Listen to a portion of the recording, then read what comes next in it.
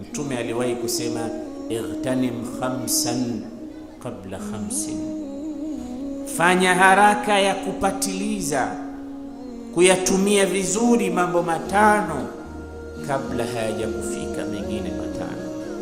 Hayataka qabla mautik, utumie vizuri uhai wako, maisha yako, kabla kifo hakija kunyemelea kikachukua uhai wako. Na hakuna salamu, kifo kikija kinakuja tu ghafla. Tunasikia tu maredioni, tunaona kwenye WhatsApp, tunaona kwenye message, fulani ameshaondoka duniani.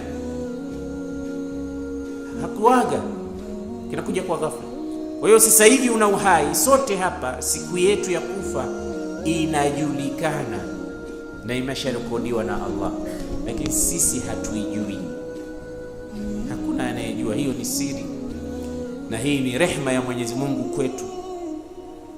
Lau Mwenyezi Mungu angekuwa anatujulisha sisi siku yetu ya kufa, ingekuwa matatizo makubwa, tungekufa kabla haijafika hiyo siku.